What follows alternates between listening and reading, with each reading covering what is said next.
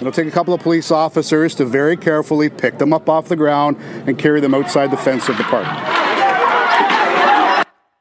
Yeah, that is the sound of a police officer explaining how people will be arrested if they don't get out of the park. This was yesterday at Lamport Stadium, where police had given people living in that encampment, I think there was about 17 people that had pitched their tents there and had been living there for quite some time during the pandemic, about a month's notice to pack up and leave. They had offered them supports. They'd offered them hotel rooms. You heard that from Brad Ross yesterday on the show. And it wasn't, it didn't start out in a situation where things, looked like they were going to get out of hand. But when you have people that are protesting and police on hand and a very emotionally charged situation like homelessness, then things could get out of hand. And that's sort of what went down yesterday as cops began to clear the park, rushed in formation and began to arrest people, in some cases getting very heavy-handed, according to people that were there. Here is one of the protesters talking about his situation, his reality.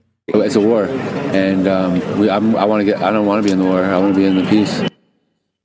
All right. Sean O'Shea joins us right now from Global News. He's our consumer and investigative reporter, and he was live on hand. Sean, it's such a difficult conversation to have because, you know, there are so many different components that go into what results in homelessness. But really, it was all about clearing the park yesterday. These people had been allowed to live in the park for some time. They had been offered supports. When you were on the ground, when did things start getting heated? Were they heated early in the day? What did you see yesterday? Good morning, Kelly. I got there at around 10 o'clock, relieving another reporter, Catherine Ward, who was reporting for our morning show. And through the morning, as I understand what happens, the police and the city put up fencing around the park, essentially getting ready for what was to happen later. They fenced the park, and then the city security people and private security began to ask journalists, television crews, including Global News, to leave the park. And that is exactly when I got there. I was actually admitted into the area by a police staff sergeant. And shortly after that, they were asking people to leave, and Global News took the position that we had every right as journalists to be there, to document, to record, to report on what was going on.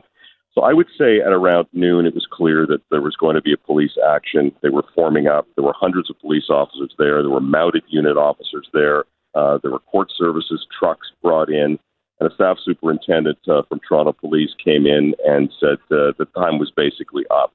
So we refused to leave. Other media joined our decision to stay, and we saw, what could be best described as a very well carried out police effort. And what I mean is, they were prepared, they were well equipped, they were motivated, and they were very quick. They moved in formation. They took down tents. They went face to face with protesters and those in the camp. They did it effectively, and they did it over a course of about 35 minutes, and they made about 26 arrests. And the visuals are pretty stunning. Most people don't expect to see police doing that, and yet, I've heard from people on both sides about this, and the police say they did what their job was. What their job was there to do. Can I ask you? I'm going to play a clip for you. I want you to respond to this police officer on how he described how they would begin to arrest people. It'll take a couple of police officers to very carefully pick them up off the ground and carry them outside the fence of the park. In your opinion and what you saw, do you think they very carefully picked them up off the ground to arrest them? Not in general, Kelly. That was Staff Superintendent Carter. He was the commander in terms of this operation yesterday. I think we saw that all officers are not the same. And I saw examples where people were yelled at and people were run at. One of the videos I had, people were run at. They were pushing people. They were dragging people. Was this the genteel sort of exercise of carefully taking people out? No, it wasn't. That's not what the intention was. The intention was to put people on their heels, to force people out, make arrests if necessary, charge people if necessary. So, the police were equipped extremely well to do what they did, and that's why they were efficient in doing it so quickly. And that's why so many people are also unhappy about what they did, because many don't feel that what they did was right. People might say they didn't do it quickly enough. I mean, these people have been living in this encampment for over a year. That's another completely different topic, because I think now they do look at it as their house. Even if at the beginning it was like, well, we know this is illegal, but we're going to stay here. Maybe we could be moved at any time. The longer you stay, the harder it is to move people. You know, people get comfortable. It's human nature. But when we look at, yep. I was going to pick up on your point. I think it's a great point. I think we see the homeless camps like we did there in Alexandra Park and at Trinity Bellwoods as open examples of where people are living. You also know, as your listeners will, that a lot of people, homeless people, are living in other kinds of shelters, in hotels that have been leased by the City of Toronto, in other accommodations like that are far nicer. And so I wonder, and we were discussing this yesterday, what will happen when it comes time to clear those places. I mean, if you've been living at the Novotel on the Esplanade in downtown Toronto for the last 6 months or 8 months or a year at some point, will you want to leave? I think that is going to pose a whole other set of concerns going forward. Yeah, and how long will you be allowed to stay? I mean, that is a business that should be able to continue bringing in customers. And when you're looking at the border being reopened to travelers, and the Novotel is right by Union Station, it's right downtown, it's right by the major stadiums, they might be wanting to clear people out. I'm just, going along with your thought process here to allow in for tourists. I spoke to, and my colleagues spoke to many more people than I did prior to what happened yesterday. But the reality is a lot of people don't want to leave that outdoor environment. A lot of us would say, why would you want to live outdoors when you could live indoors? But I know, having spoken to people that live in many of these kinds of camps, that there's a different kind of freedom there. There's no curfew. You can do what you want. You know what is disturbing you. You've got a maximum freedom. If you go to one of the shelters, there are security officers. There are rules. You have to follow the rules. And so there's a different kind of individual that feels safer outside than necessarily would feel comfortable inside. And so this is a problem. Going by that, if I could interject, if these are people that don't like to live by rules, the fact that the city did not exercise the bylaw rules earlier on causes a great problem. And I think that it's a great point. I was just talking to my sister in Calgary about this very issue, because her daughter lives near Trinity Bellwoods Park, and I've been to that park, and I was there when that one was vacated as well. The longer you made the point accurately. The longer the things go on, the more people feel like they have a right to stay. And I know many of your listeners will feel it was absolutely the police right to move people out in the way that they did, and many people that will feel that these people have to have a place to go.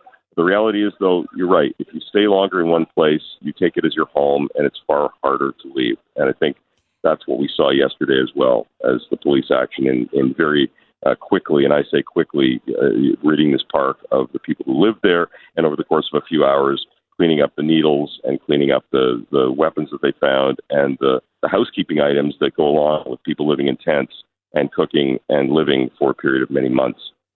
In your opinion, and I don't know if I should, ask you to spout your opinion, whatever you're comfortable with saying, I guess, in your observation down there, is there any other way that police could have handled this differently in order to clear the parks, to get rid of the needles, to make sure that these people had a safe place indoors to live at hotels? I'm not an expert on the police tactics, but I can say that what they did was very much aimed at doing it quickly and very offensively. I don't know if there was another tactic that they could have used. I know that when I spoke to the staff superintendent, he told me in the scrum interview beforehand that they brought 2 police officers at least for every person there. And in my opinion, there were far more than 2 officers for every person that was certainly in the park and even around.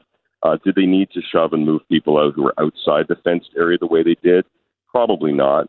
But, when the police moved in and decided to take a certain course of action, they were all in. And that's certainly what they did yesterday. There were no half measures. And I think the video that you've seen is evidence of the fact that they were going to get this done and that they didn't want to have injuries on their part. And I just wanted to make one other point again. I think the importance of having news crews and journalists present is important, because the day before this happened, a journalist was arrested, a freelance journalist. And so when I spoke to the officers and to the security people, I said we were not going to leave. We had the legal right to be there. We did our own checks on that. I've been a journalist for 40 years. And I think that when you're inside a situation to observe what police do, as opposed to being in a faraway place, it's much different. Police have an accountability as the media has accountability. I think we need to be there to show what happened. People can draw their own conclusions about whether what police did was right or whether protesters did what was right. But I think it's important that we as media people make sure to keep our eyes on what is going on, because I don't think this is the last occasion that we're going to see that's like this. Is it getting harder over the 40 years to do that? It's not easy, and compared to working in the United States in many places where the media has a constitutional right to do their jobs, it is quite difficult. I mean, the police, the City of Toronto wanted to have a media pool of 2 people in there. I think pools are for people to go swimming. When you're talking about something like this, there's a diverse views of, we had 3 professional news photographers in there, plus Catherine Ward, my colleague at Global, and myself. So we had a total of 5 camera shots at any one time. A pool is providing 1 shot, doesn't show everything. And I think as journalists and as media people, we have a responsibility to our listeners and to our viewers to be there and to be their eyes and ears for something like this. Well, a pool with only 2 people is more like a hot tub. Sean, I want to thank you for your time. Thank you very much, Kelly. All the best.